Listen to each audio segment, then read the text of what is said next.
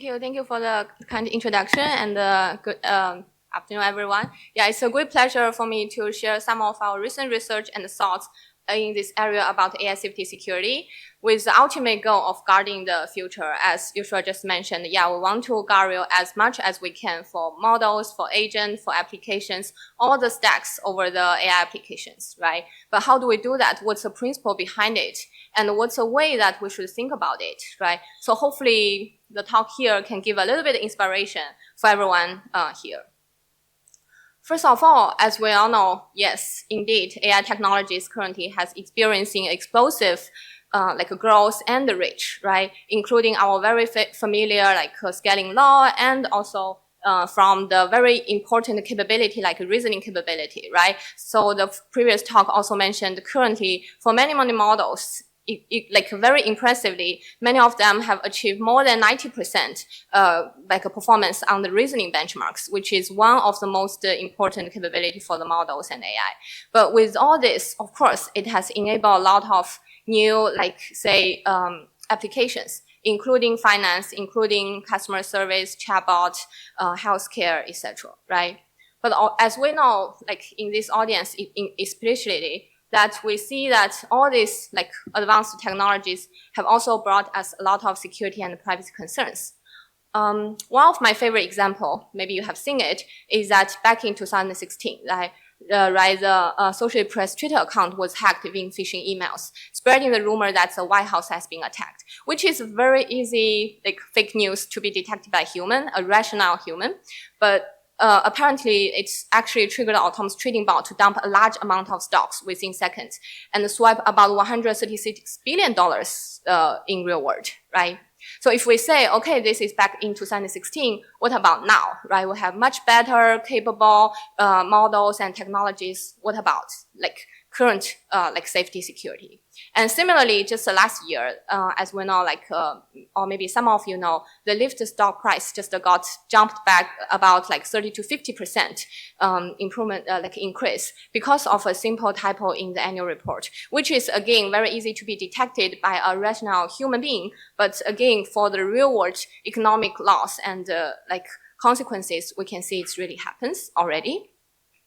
Of course, we know the output of the current chatbot could leak sensitive private information, could hallucinate, and as we know, the well-known example from Air Canada, the agent trying to lie about the policies about the refund to the customer, which also cause real-world consequence.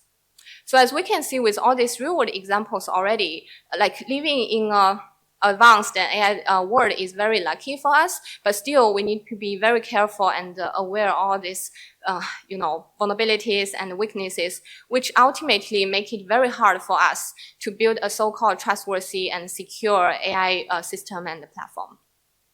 Of course, there are a lot of actions. Some of the recent AI regulations such as EU Act, GDPR back in a couple of years about privacy and AI bills of rights from the White House. But definitely this is far from enough. And from the technology side, what's the principles behind it and what's the important pieces in this very big area that we want to address and what we can focus on, right? So that would be one of the focus in this talk. So on the very high level, apparently in this area, there are a lot of research and papers, etc. So I want to categorize it a little bit and put different research on the high level, 3 buckets to govern, say, the different research about AI safety security and see whether or not this is enough as a pipeline or principle for us. First of all, very simple as starting. So we know there are different LMs and agents which can be adapted to different domains such as finance, healthcare, autonomous, etc. Right? And first of all, if we want to govern or secure or ensure the compliance of such AI systems and agents, the first thing is we need to understand their vulnerabilities and weaknesses, right? Which is so-called red teaming, advanced pen testing for traditional software and also similar for AI system and agents currently. And with this advanced red teaming and the risk assessment itself, assuming I don't think we are there yet, but assume we are able to identify the fundamental weaknesses and vulnerabilities. The second, of course, is we want to fundamentally fix the model, right? We hope that it can be safe and secure and to do the correct, safe reasoning. But to me, personally, I think it's very hard, which is second box, why I call it knowledge-enabled safe reasoning. Because ultimately, for all the data-driven or purely data-driven models, right, you will have the problem, like say you are like enforce or optimize a model to fit a data distribution, which we collect or created. However, as we know, in the real data dimension, it's very high, but it's almost impossible for us to have enough data to cover the whole data dimension space. Therefore, we hope the model can generalize, but the generalization space could create the blind and empty spot where adversaries and come in, or where the vulnerability surfaces can be opened up, right? Fundamentally, this could be very hard. Therefore, as some of the questions just asked, how can we use causal graph? How can we use fundamental, like as human, we have knowledge, we have common sense, reasoning knowledge, etc. Can we enforce those things into like data-driven models? This could be a very interesting and important angle, which we'll touch a little bit in the talk later, but I don't think we are there yet. And then, of course, fundamentally fix the model or agent is very hard, right? If we want to immediately use some AI applications and models in practice, what can we do, right? One possibility is that, as you have just mentioned as well, as Guardrail, which could be an outer protection layer with like, if we cannot fundamentally fix the model, right? Can we put a layer of, say, AI firewall, just like a traditional firewall for software, such that we can provide such guardrail as an additional layer outside. So with these different principles and boxes, hopefully, ultimately, we can achieve something. Here I make a quick demo. Ultimately, hopefully, we can achieve, but I don't think we are there yet. So basically, this is an example that whoever want to build an agent or agentic system, right? So for example, you can build, say, an email agent. And apparently, in this video, there is attack, right? The agent bot is attacked, so that the adversary target is ask the agent to attach a malicious attachment and send the email to all the recipient and the employees. And what we can see here is that the agent is attacked. Of course, it's very easy. And it will write the email and also attach the malicious attachment as the attacker's goal, and eventually send the email out. So what we hope is that ultimately we can add a guardrail like this, which you can select the policies you want to comply with, for example, and then just guardrail it continuously offline and interact with the agent that we just show, either it's email agent, finance agent, whatever, right? So the agent will identify and look at the action trajectories, and later on garden and tell that, okay, guardrail that this action should be alerted because it violates the potential safety rules at the bottom of the screen. So you can see the agent will not only alert it, guard it, but also tell you the potential violation policies are this. So as a human, you can check it, and as an agent, it can also self-reflect itself to make sure, okay, I'm doing the right thing because I checked out these policies which are violated. So hopefully, ultimately, we can achieve something like this. This is just a simple demo for a simple agent and a simple attack. Lot of things to do, go on to ensure such a guardrail itself is resilient, is, following, like a common sense reasoning itself, and also can be generalized to different, risk categories and protect different types of agents. Long way to go, right? So after this, example or demo as a wish point or wish list, so now let's come back to our principles of this framework in terms of the three pieces. And then in this talk, I will mainly have time to talk about some of the pieces here and give a little bit of flavor and hopefully inspire some interesting ideas and discussion.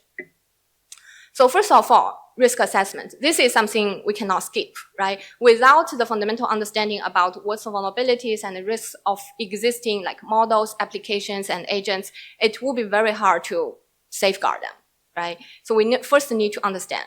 Therefore, the first question in terms of risk assessment component here we want to ask is how should we assess the risk of ML models and agents, And the first question is, what's the safety and the trustworthiness perspectives that we need to consider, right?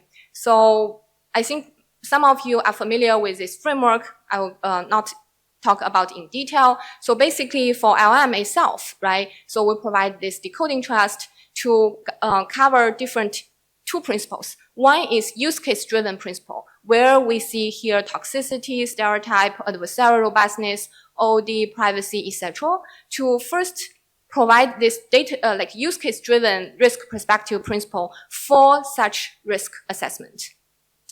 And after this, for LM itself, it can definitely be generalized to multimodal. Like here, there's another platform called the MMDT, which is multimodal decoding trust, which can be leveraged for hosting different leaderboard for LM safety on Hugging Face with the first principle, which is use case driven risk principle. And the second principle is the regulatory compliance principle we mentioned.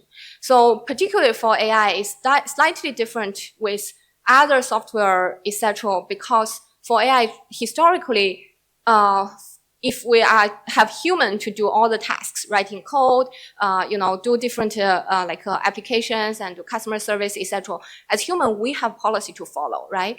Therefore, apparently for AI agents, they should follow those policies as well, in addition to policy that's very customized to their own capabilities and vulnerabilities, right? They should just follow more rather than less. Here, in this work, Airbench, which is also integrated to the Stanford Helm benchmark created together with Virtual AI, one of the startup that I co-founded with John, who is the first speaker this morning. Basically talk about if we govern different AI regulations policies together, we will be able to summarize different risk categories following those policies and build leaderboards such as this. And by the way, as a byproduct, be able to look at the focus of the risks over different regions such as Europe, United States, and Asia, etc., to understand the dynamics and understand the focus, which would be very helpful for our global AI governance itself. So after the model level, like LM, like a multimodal level, etc., next, the natural question we ask here is that, what about the risk assessment for agent, right? Can we directly adopt many, existing platform tools, algorithms, dataset, etc., for agent directly, right? Apparently, and unfortunately, the answer is no, due to many reasons. And here I just list the three as enough for us to understand the differentiation. One is current agents have very diverse adversarial goals, just like given an LM, right? So we can give this like a finite list of risk categories to ensure the model will not bias, not leak private information, will not, hallucinate, etc., etc. But for agents, there are multiple things, like infinite things can do. For example, copy itself, as Joshua mentioned. Also, like say, just send like malicious email, as we just showed. Do multiple, it's infinite. So we cannot just list in terms of the principles and follow the principle, list the vulnerabilities, and we can cover. Therefore, we need to change our principle and from the top-down perspective to look at what they should do and avoid they doing things that they should not do, right? Otherwise, enumerate all the things they should not do will be very difficult. Second is, of course, for agent itself, it have very complex environment. Like we have a lot of web agent currently. If you just change a line of HTML code, the agent will be confused, right? And then you have like an AI PC, like the agent operate on the OS systems, and the complex kernel code can be easily manipulated and fool the agent, right? And also there are different like adversarial constraints. To be honest, the current adversarial constraint is very simple, and they can spend very few limitations or resources to conduct different attacks. We'll show one example, which was quite a surprise to me when I first see the result. So with all this complexity we mentioned here, as a quick example, we can see that, say, if you have an agent, like say a GitHub agent, which is very normal, I believe, for coding agent, we just chat with some companies and people say, if you don't allow me to use a coding agent, I will fight for my tears to fight it back. Like people cannot live without a coding agent, like even for myself, right? So with this like very commonly used and important agent, it's so easy to attack it, which is very concerning and dangerous. For example, here it's just a normal GitHub agent, and you have the normal task, which is just create a like a project and fork it to public. And here the agent has a little bit backdoors, which I will discuss a little bit detail later. But on the high level, you will see the agent will exactly follow the malicious goal and then create a repo containing sensitive private information, which is called red data here, following the policy, and then violate the policy and fork the project to the public. So yeah, it's quite basically dangerous with violating these policies without notifying to users or any platform, etc. Therefore, if we dig into a little bit more about the attacks or risk assessment procedures of the agent, right? Here are something concrete we can think about. Apparently, I think there are more than this, but in this talk, we'll just cover what we can.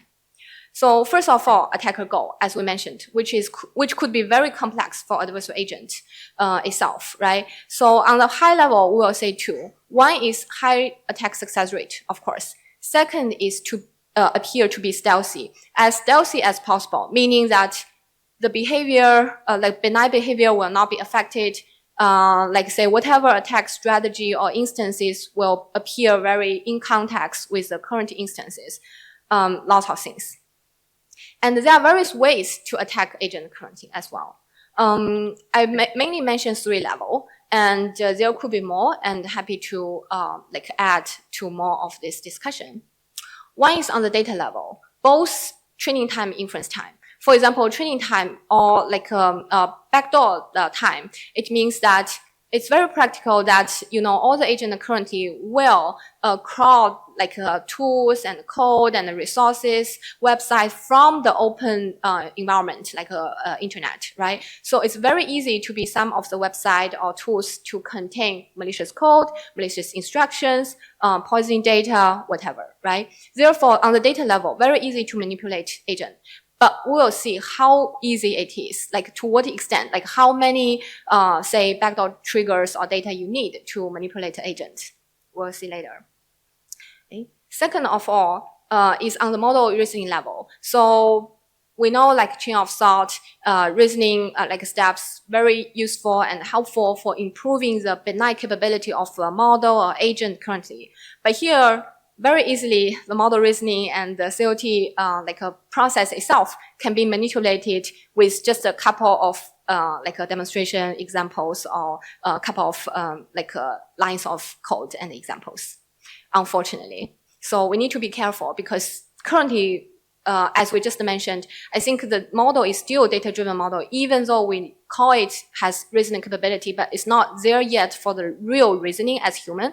Therefore, those reasoning is still data-driven, therefore can be easily manipulated by data itself.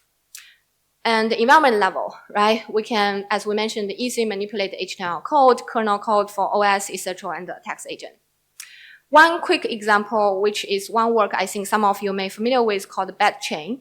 So the bad chain itself exactly show how easy and how effective to attack the chain of thought by just adding 2 or 3 demonstration examples.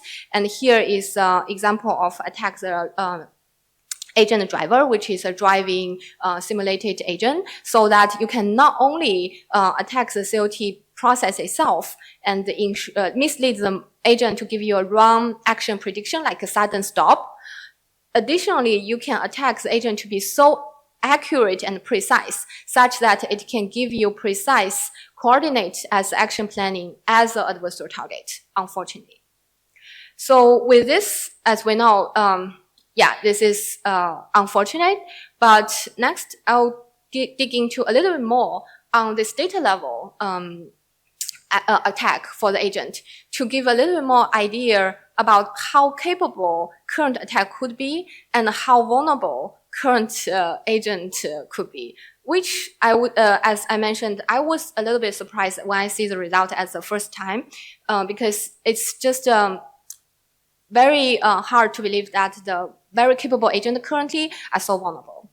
So let's see. So first, this is one example of the paper called Agent Poison by my student Guardrail, who is also in iClear recently. So if you are joining iClear, please talk to him. He's pretty awesome.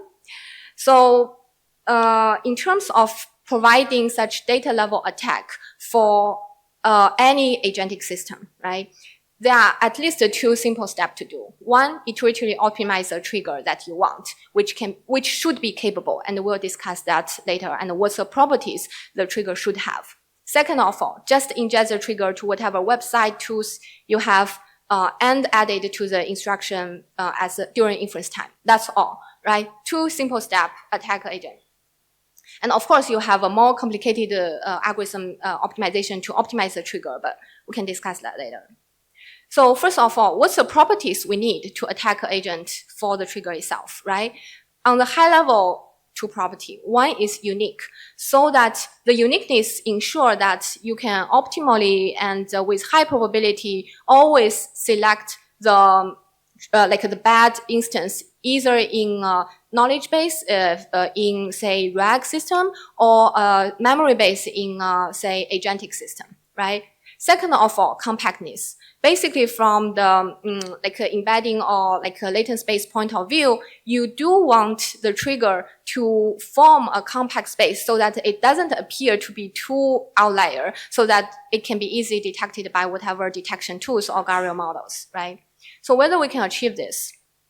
On the high level, we can see with from left to right, the figure shows that with different numbers of optimization iterations, and you can see we don't need a lot, like 15 number of iterations on the right-hand side. You can see the blue and the red put together, meaning that the poison embedding and the trigger embedding come together as a unique region, and it's compact enough, like it's just look like another cluster with all the other clusters rather than a small, outlier.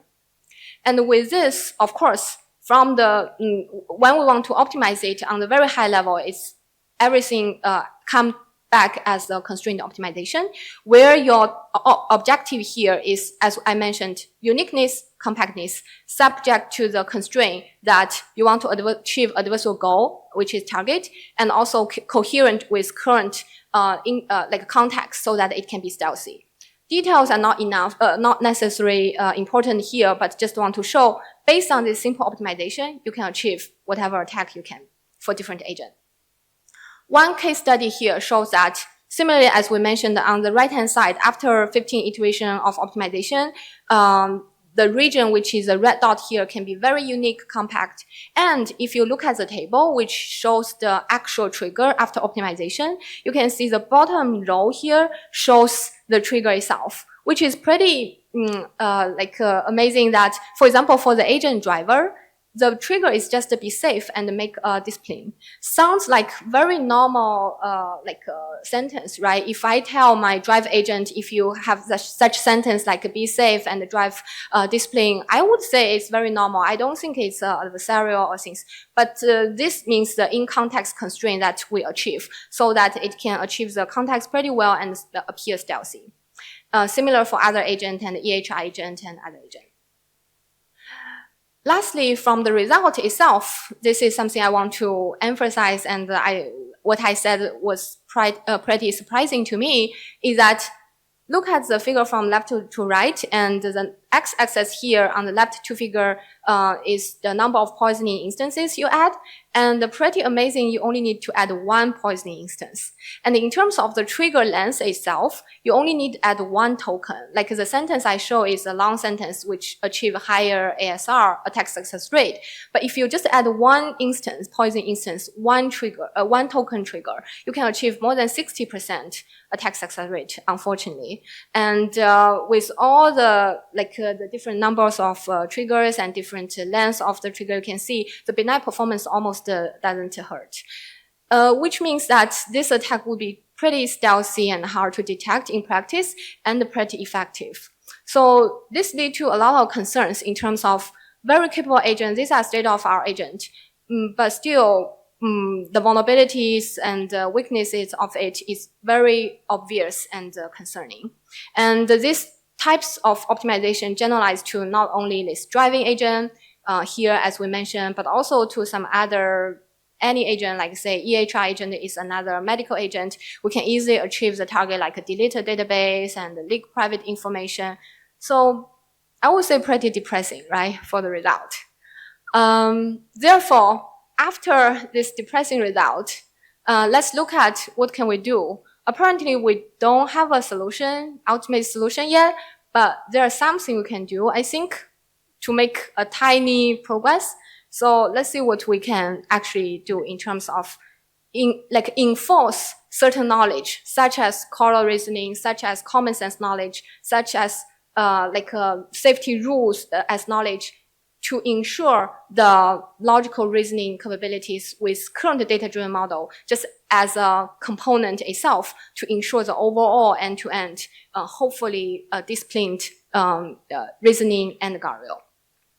So here, due to the time limitation, I will compose these two boxes together to talk about how can we use knowledge reasoning for guardrail itself as well. But of course, this principle can be applied to general generative model in terms of safety, like knowledge-enabled logical reasoning for general generation, not only guardrail. But here we'll focus on guardrail itself. So as we just discussed, for data-driven models, they are very good in terms of generalization and fitting the distribution of the data itself. So it's pretty good. But in the end of the day, if we have some, like say, safety rules, like as human driver, we all have this safety, traffic rules to follow, or as healthcare, we have like these access control rules and things we can follow. But for agent, how can we enforce them to do that, right? Currently, if it's a data-driven model or agent, what we can do is just generate more and more data, satisfy these rules as a benign distribution, train the model agent on this data, and hopefully, as our wish, that the model and agent will follow, right? And do the right thing. But in the end of the day, we don't know actually the model will fundamentally learn those knowledge we hope them to learn, or learn those rules we hope them to learn or not. So that's a little bit concerning, as we can see. Therefore, we were thinking, can we add on a knowledge-enabled logical reasoning component in addition to the data-driven model itself, such that it can not only do the probabilistic, data-driven reasoning and the probabilistic reasoning in terms of based on knowledge rules itself, right? Leveraging our favorite, like traditional AI logical reasoning tools such as probabilistic graphical models, etc., right? Whether it's possible.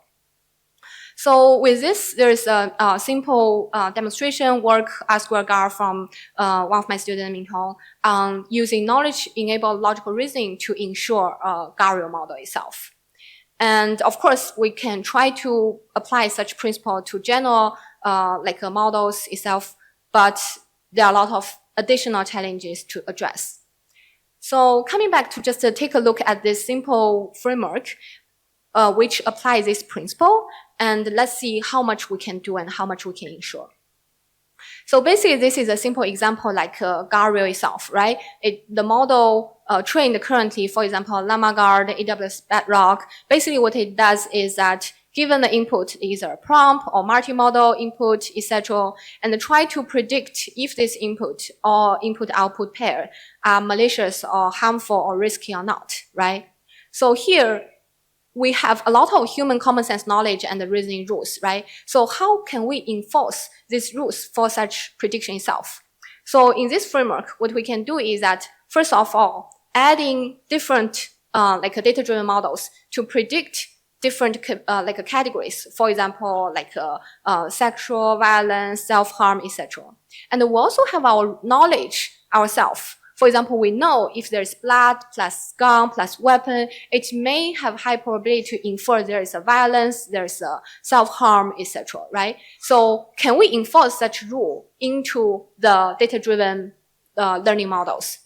So here is an example. With probability output of different data-driven models, that could be sent as an input to the logical reasoning models, which will implement those logical rules, as I mentioned, first of all, map to, say, first-order logic or higher-order logics, and then embed to probabilistic graphical models, such as MLN or probability circuit, but they have trade-off, of course, like more principled inference versus more scalability, right? But here we will not have time to discuss details, but there are different options.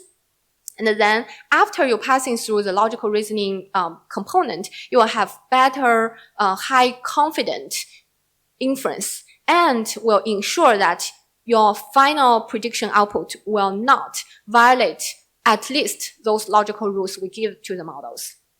So as a quick summary for this part, as we can see, is that it will not only preserve the data-driven model generalization advances, but also adding the logical reasoning component to explicitly enforce knowledge rules as a component and leverage the end-to-end logical reasoning to enforce the probabilistic inference itself, so that we get the benefit from both data-driven model and the logical reasoning component like AI itself. So that makes it very resilient. So how resilient it is, right? So there are a lot of results. I will not have time for that. But here I just want to show one, which is for a lot of Guardrail models, as we know, you can adaptive attack it pretty easily, right? So for this one, for current attacks, for example, GCG, AutoDAM, pair, you name it, a lot of algorithms, right?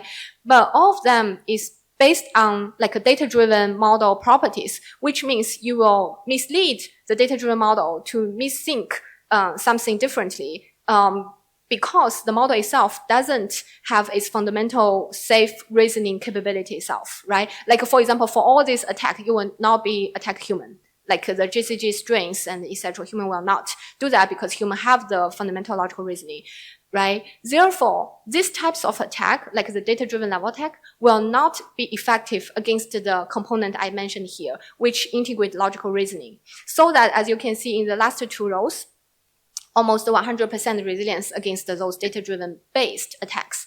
I wouldn't say this framework is universally resilient, right? Maybe there are additional attacks. Here, what I want to mention is that for the data-driven based attacks against data-driven models, it will no longer be effective for such component or such model itself, which I believe is a pretty important and promising progress for us. And hopefully we can generalize such framework and principle more and more to other components like RAG, agent, etc., which we'll discuss later. So after this, right, I want to discuss a little bit on how do we certify the generation risk capability itself. So basically, as we can see, for the result we mentioned, from the empirical perspective, they are resilient, they are capable. But from the certification perspective, what can we provide? What can we guarantee? So here I want to use maybe 2 minutes, go through history and go through future. So I think many of you here may still remember back 1 or 2 years ago, there is a research area called certified robustness for deep neural networks, right? And not active now anymore. But we can see even from before, it has reached a certain bottleneck. And additionally, for the generative model currently, which is no longer a simple classifier, etc., how we can ensure or provide the certification for generative model, which is very important, but very hard to even define it, no mention like certify it, right?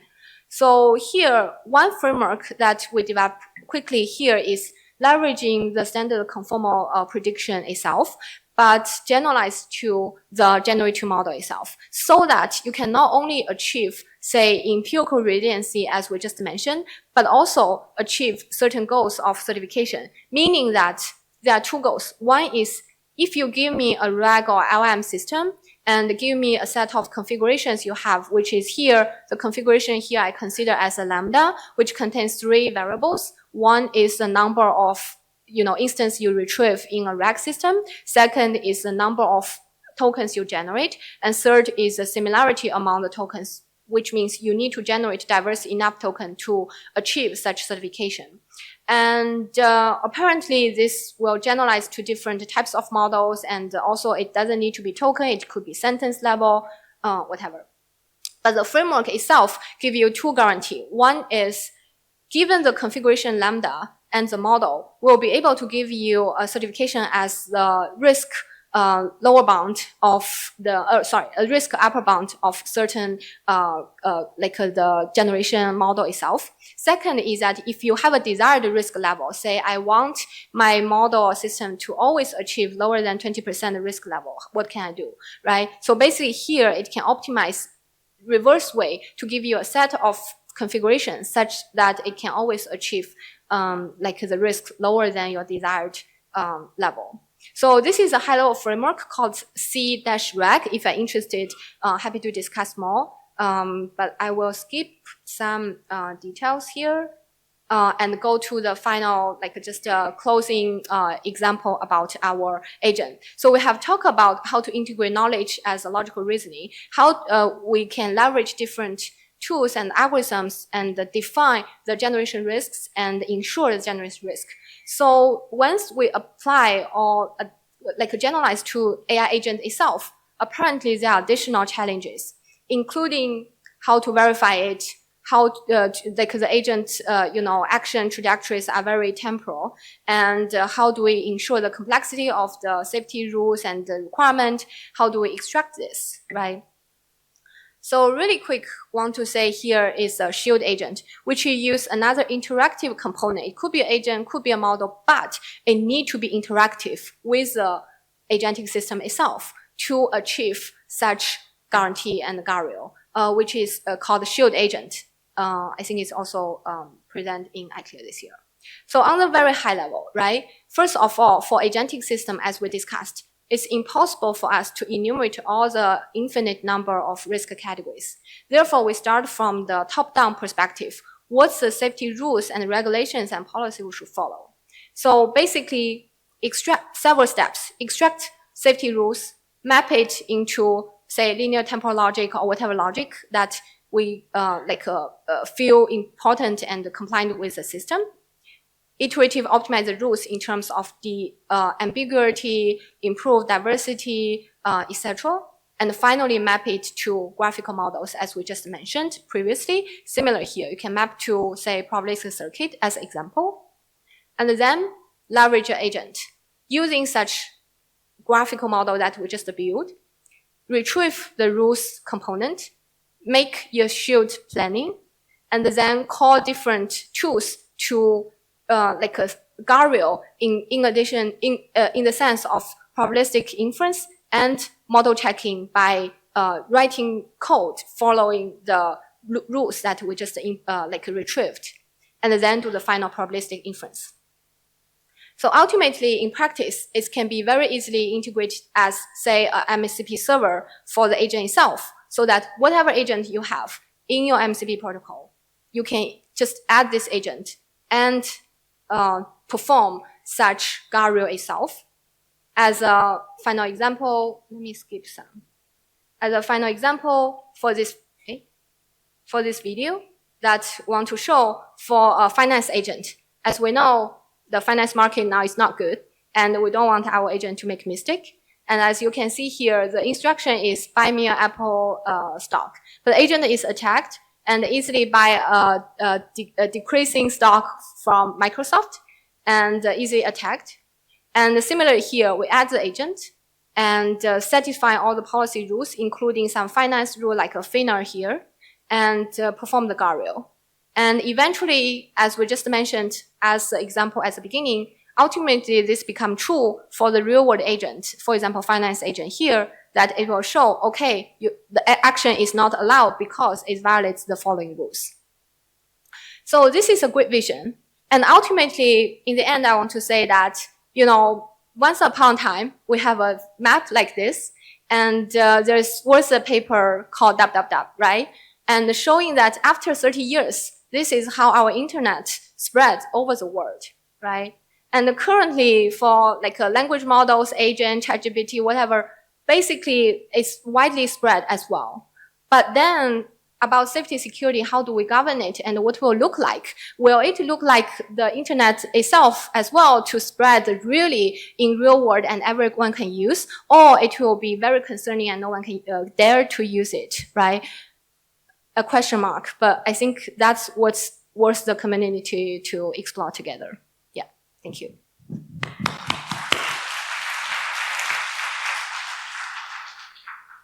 thanks for the wonderful talk. I mean, these agents that you have built seems really useful already. Do you have any questions?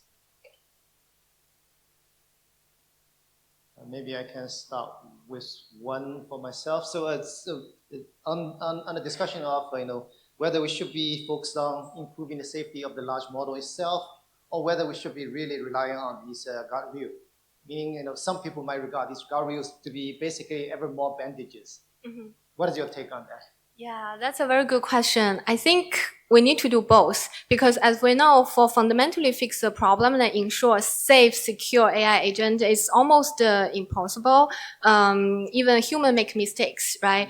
Therefore, we need a guardrail to have just a focus on one task. As we know, multitask is hard for human. It's also hard for model and agent. Like a guardrail itself is very focused just to do this. As Joshua said, focus on this task itself. Maybe it's not more capable than agent itself, but since it's focused, so that there is a chance that they can do very well on this task.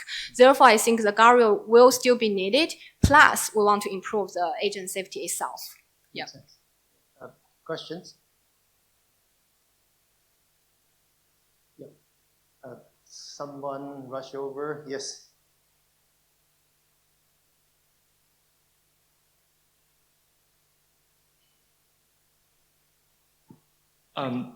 Thanks, Professor Lee, and I'm an undergraduate student from Fudan, and I want to ask, in my own research, I think that it is very difficult for the Guardrail model to be able to generalize to new toxic topics. So, Professor Lee, do you have new ideas about how to ensure generalization capability of the Guardrail models, like by using RL techniques? Because currently these guard models all uses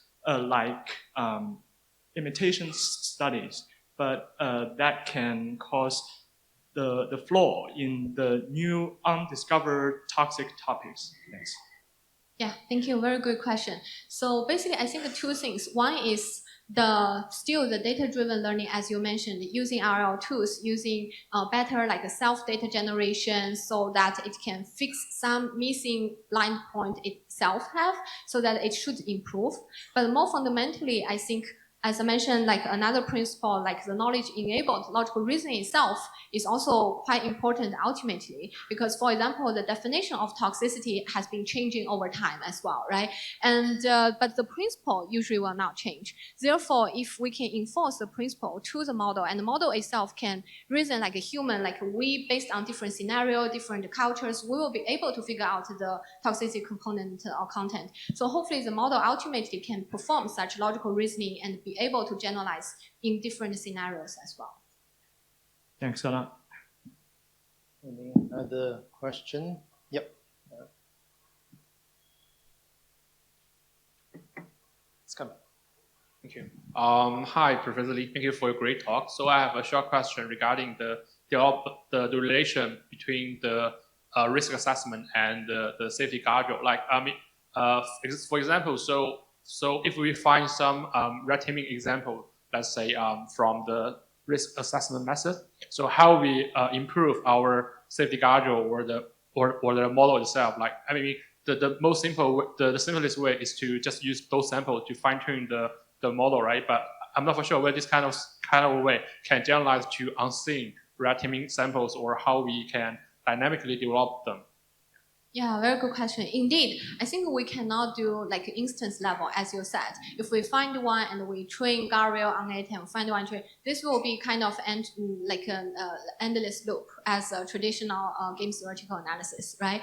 Therefore, if we want to find the equilibrium where the defender will win, we still need to identify the principles, which means after we find the instances of vulnerabilities from the red teaming risk assessment point of view, can we generalize it to a better, or summarize it to a better logics or reasonings and knowledge, etc., which will integrate it or enforce the Guardrail or safe model itself to identify the missing piece of the logical rules and itself, so that it can do better generalization. So I think hopefully that will be a more principled way to ensure the safety itself. Yeah, thank you for your answer.